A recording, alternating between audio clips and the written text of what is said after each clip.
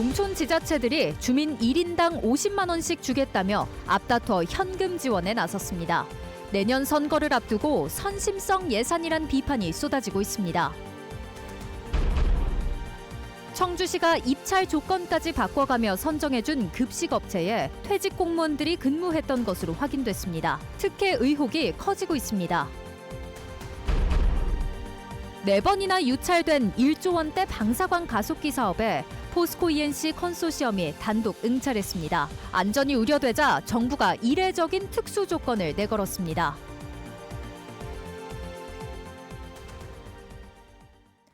시청자 여러분 안녕하십니까? 계속해서 뉴스데스크 충북입니다. 연말이 다가오자 충북 도내 각 시군이 앞다퉈 현금성 지원금을 내놓고 있습니다. 침체된 지역 경기를 살린다는 취지인데요. 이 재정 자립도가 열악한 지자체들이 내년 지방선거를 앞두고 선심성 행정을 펼치는 것 아니냐는 비판도 나오고 있습니다. 이승준 기자가 보도합니다. 괴산군이 다음 달 모든 국민에게 1인당 50만 원의 지원금을 주기로 했습니다.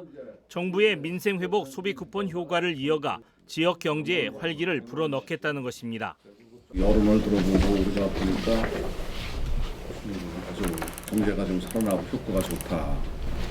그러다가 이제 그게 좀 떨어졌어요. 이제.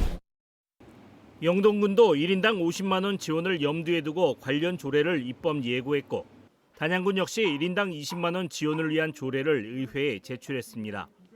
보은군도 50만 원 지원금을 검토 중입니다.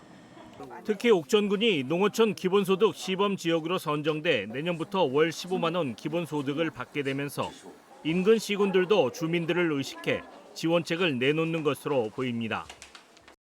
지급을 하는데 어떤 방식이 더 나을지에 대해서 지금 고민을 하고 있거든요. 지급 횟수라든지 지급 금액이라든지. 하지만 농어촌 기본소득은 국비 40%와 도비 30%, 군비 30%로 구성되지만 민생지원금은 전액 시군 예산으로 충당해야 합니다. 이를 두고 내년 지방선거를 의식한 선심성 예산이라는 지적이 나옵니다. 지자체 재정의 상황이 갑자기 좋아지거나 나빠지거나 하는 상황이 아닌데 선거 직전에 현금성 예산을 지원한다는 것은 좀 여러 가지 의도에 대해서 좀 의구심을 가질 수밖에 없을 것 같습니다. 올해 이미 현금성 지원이 이뤄진 충북의 지자체는 제천과 증평, 음성 등 3곳. 내년 초 괴산과 단양, 보은, 영동이 지급하게 되면 충북 11개 시군 가운데 3분의 1인 7개 시군에서 현금성 지원이 이뤄지는 것입니다. 이들 자치단체의 재정 자립도는 음성군만 22%로 20%를 넘을 뿐 대부분 10% 초반대에 머물고 있어 재정 건전성 우려도 커지고 있습니다. MBC 뉴스 이승준입니다. 김영환 충북지사가 빚을 제때 갚지 못해 담보로 잡힌 서울의 한옥 건물이 경매에 넘어갈 위기에 처했습니다. 김 지사는 지역 폐기물 업체에서 30억 원을 빌렸지만 변제 기일을 넘겼고 최근 업체 측으로부터 강한 독촉을 받고 있는 것으로 알려졌습니다. 이에 대해 김 지사는 기자들과 만난 자리에서 담보 자산이 경매에 넘어갈 처지라며 채무를 변제할 수 있는 방법을 찾고 있다고 말했습니다. 지난 6월 치러진 제21대 대선과 관련해 충북에서는 선거사범 51명이 검찰에 넘겨졌습니다.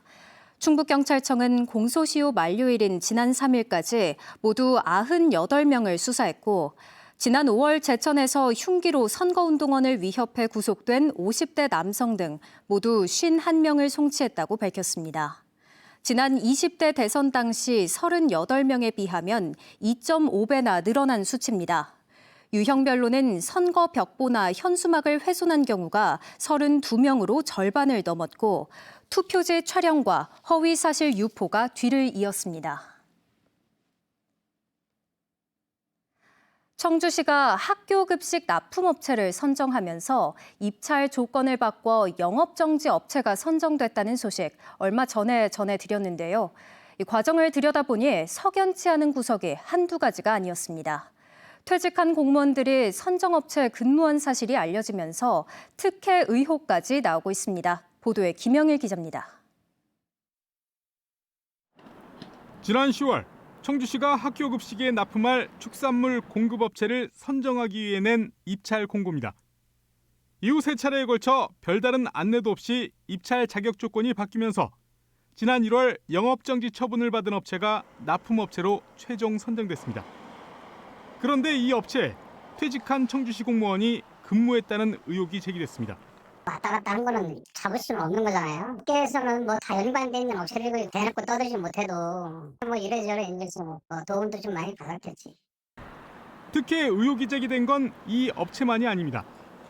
청주시는 더 많은 업체에 기회를 주겠다며 3개의 업체가 담당하던 학교 급식 납품을 내년부터 한우와 돼지, 가금류 3개 품목별로 2곳씩 모두 6개 업체를 선정하기로 했습니다.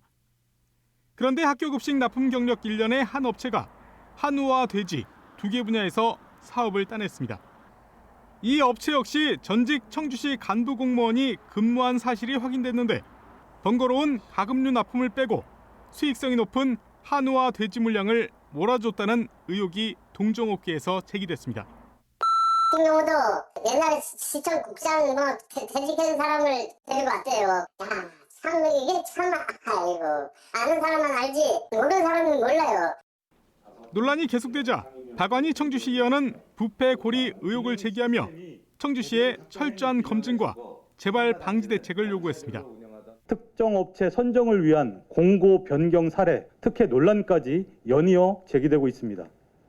이는 인사 계약 과정에서 공정성과 감시 감독 기능이 완전히 마비되었음을 보여주는 것으로. 하지만 청주시는 현재 감사가 진행 중이라며 여전히 말을 아끼고 있습니다.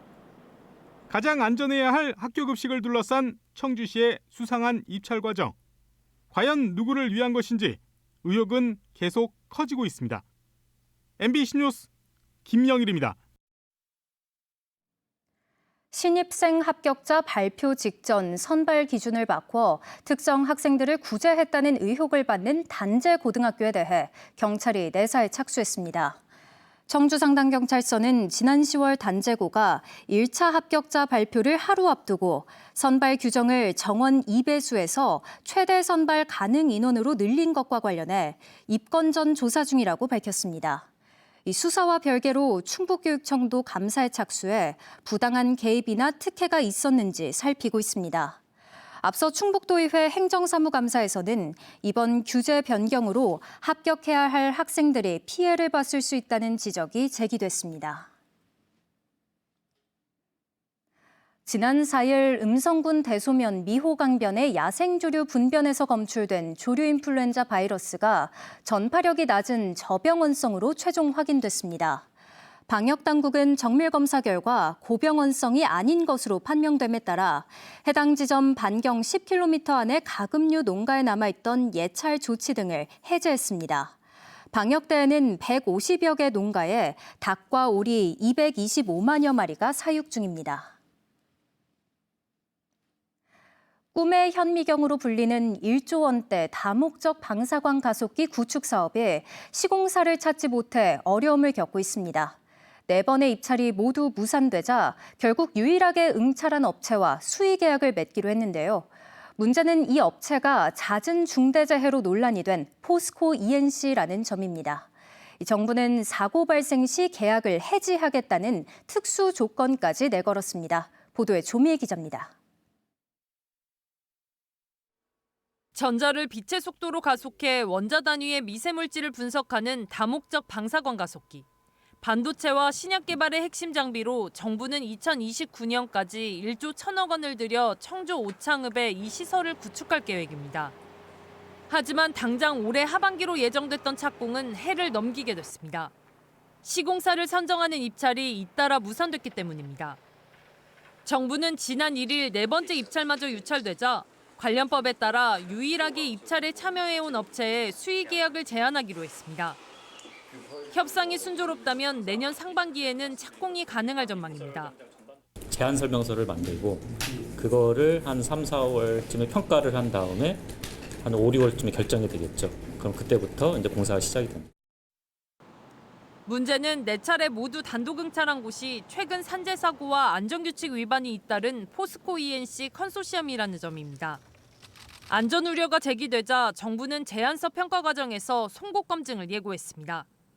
과학기술정보통신부는 중과실로 안전사고가 발생하면 계약을 해지하는 안전특수조건을 만들었다며 계약 추진 과정에서도 업체의 안전관리와 기술력이 기준에 미치지 못하면 수의계약을 취소할 수 있다고 밝혔습니다. 주관기관인 한국기초과학지원연구원은 업체의 수의계약 의사를 확인한 뒤 이달 중 현장 설명회를 열고 본격적인 검증에 들어갈 계획입니다. 한편 충청북도는 방사관 가속기 부지 인근에 양자산업과 데이터 센터를 연계한 국가산단을 조성하기 위해 내년 상반기 관련 용역에 착수할 예정입니다. MBC 뉴스 조미애입니다. 더불어민주당 청주 흥덕 이현희 의원은 오송 바이오 산업 활성화를 위한 과제를 김민석 국무총리에게 건의했다고 밝혔습니다. 이현희 의원은 어제 김민석 총리를 만난 자리에서 오송 AI 바이오 데이터 센터 구축과 K 바이오스퀘어 예비 타당성 조사 면제 등의 조속한 추진을 건의했다고 전했습니다. 이 의원은 오송은 정부가 지정한 국내 유일의 바이오 특화 단지임에도 국가적 지원이 턱없이 부족하다고 설명했고, 이에 대해 김 총리가 관심을 갖고 협력하겠다는 뜻을 밝혔다고 전했습니다. 도의회 예결특위가 충청북도와 교육청의 내년도 예산안 심사를 마무리했습니다. 내년도 충청북도 본 예산은 올해보다 7% 늘어난 7조 6,704억 원으로 일하는 바퍼 사업 일부와 장애인 건강검진 기관 재정 지원 등을 삭감했습니다. 충북교육청 본 예산은 3조 6,155억 원으로 의결했습니다. 수정 가결한 예산안은 오는 15일 정례회 3차 본회의에서 최종 의결합니다. 청주지방법원이 충주 화록동굴 운영사가 산림청을 상대로 낸 집행정지 신청을 인용했습니다. 지난달 직권으로 집행정지를 결정한 재판부는 행정소송의 1심 판결이 나오고 30일이 지날 때까지 산림청 처분의 효력을 정지한다고 결정했습니다.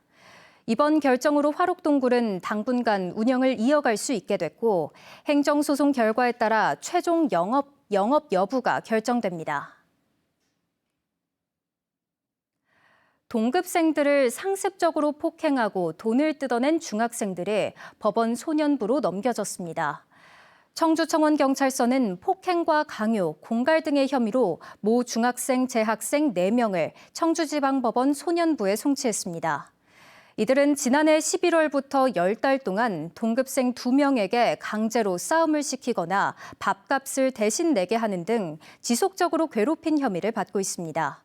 경찰은 가해 학생들이 만 14세 미만의 촉법 소년이어서 형사처벌 대상이 아니기 때문에 소년 보호 사건으로 송치했다고 설명했습니다.